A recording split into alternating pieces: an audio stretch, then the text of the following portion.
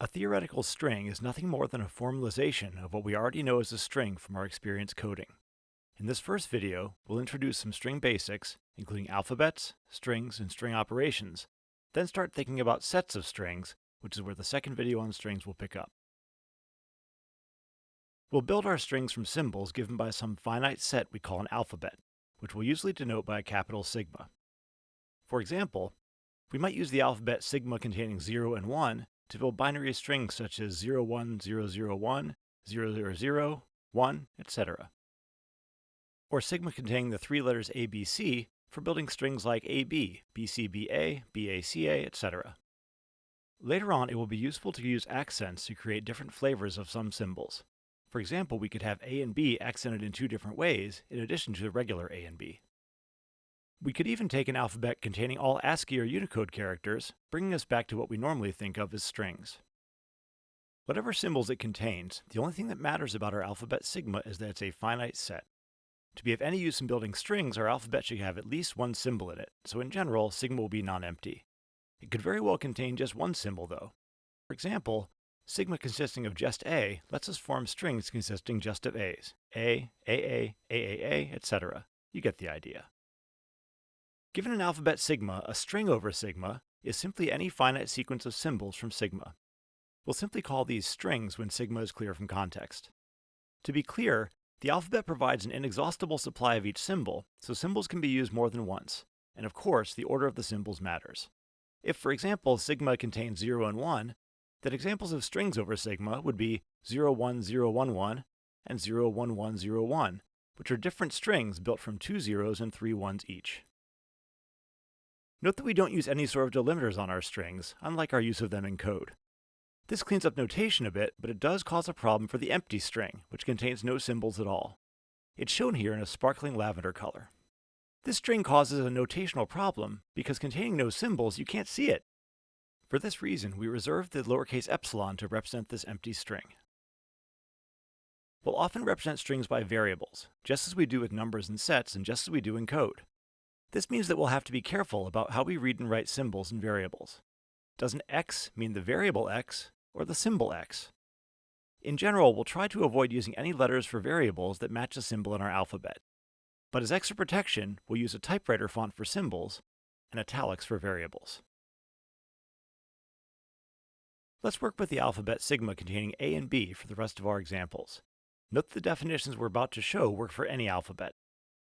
For any string x, we write bars around x for the length of x. In other words, the length of the sequence of symbols used to form the string x. Of course, symbols are counted with repetition. The length of ABA, ABA is 6. Note the length of the empty string is 0 and not 1. The epsilon is just a placeholder for a string with no symbols.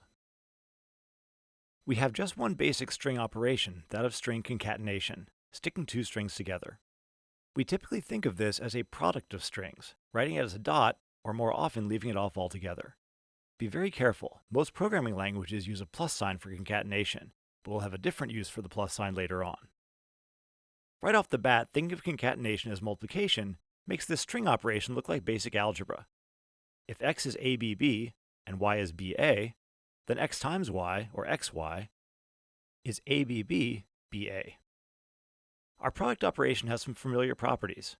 Products are associative, so grouping of products doesn't matter. X, Y, Z equals X, Y, Z.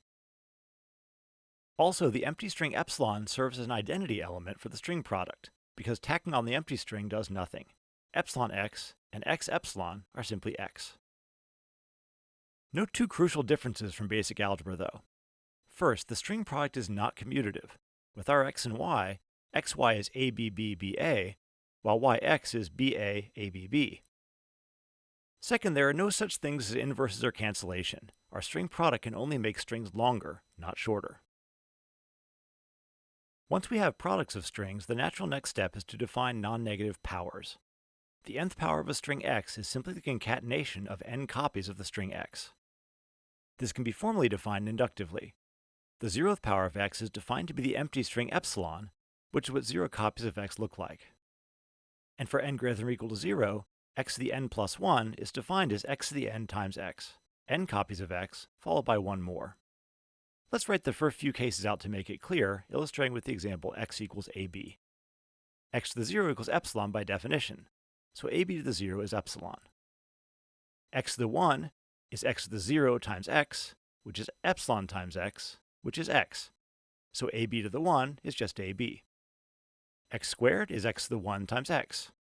That's x times x, or xx, and therefore ab squared is ab.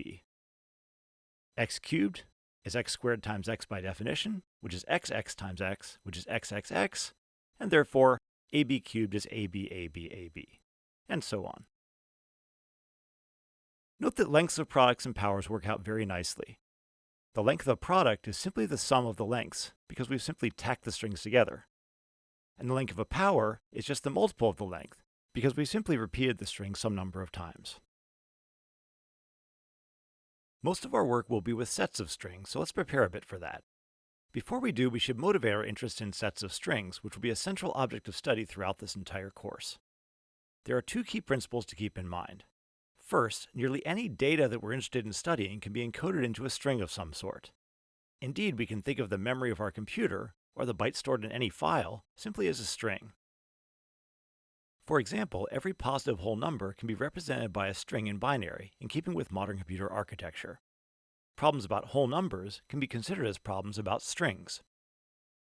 Second, we can think of any yes-no question about strings as coloring each string green for yes or red for no. As such, we can express the entirety of such questions by the set of strings for which the answer is yes. For example, the question of whether a whole number is prime or not is represented by the set of binary expansions of prime numbers. The problem of determining whether or not a number is prime is equivalent to the question of whether a given binary string is an element of this set. We'll be using sets of strings as a way to get at one key question which drives this entire course. What yes-no questions is it possible for a computer to answer? By the end of the course, we'll find that, perhaps surprisingly, some questions are simply too difficult for any computer to answer, even theoretically, given an arbitrary amount of time and storage. Okay, enough philosophizing. The key point is that every set of strings represents the yes answers to a yes-no question, and vice versa.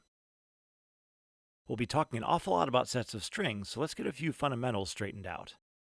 First, given an alphabet sigma, we denote the set of all finite strings over sigma by sigma star.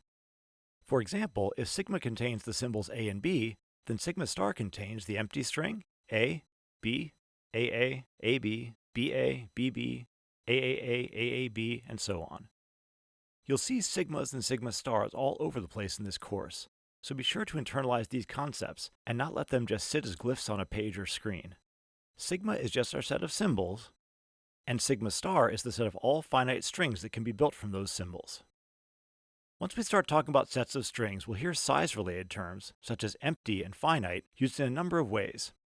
It will be very important to keep in mind what type of object we're talking about, a string or a set of strings, and to understand each term correctly in context. First, let's talk about emptiness. Epsilon represents the empty string, which is called empty because it has no symbols in it. This symbol, or a pair of empty braces, represents the empty set, which is called empty because it contains no elements. Each of these is considered empty in its own context, but what we mean by the empty string is very different from what we mean by the empty set. What about this? First of all, we can tell from the braces that this is a set. Specifically, it's a set with just one element, the empty string. This is an important object, distinct from the two we've just seen. It's not a string, but a set. That set is not empty because it has an element in it, which just happens to be the empty string. This last set is much like the set containing the string AB. This is certainly not a string, but a set containing a string. We want to be careful about this distinction before we move on with sets of strings. Another easily confused concept is finiteness. Every string x has finite length. This is part of the definition of string. On the other hand, as long as sigma isn't empty, there are infinitely many such finite strings, so the set sigma star is an infinite set, whose elements are finite strings. We could have a finite set of strings, for example, the empty string a and aa. We could also have an infinite set of strings, for example, epsilon a, aa, aaa, and so on. But either way, each string in the set has finite length. Be careful to understand the term finite correctly in context. That's it for part 1 of strings. We've seen alphabets and strings, along with string length, products, and powers, the last two expressing concatenations. We've also got a first taste of sets of strings, which is where we'll pick up in part 2.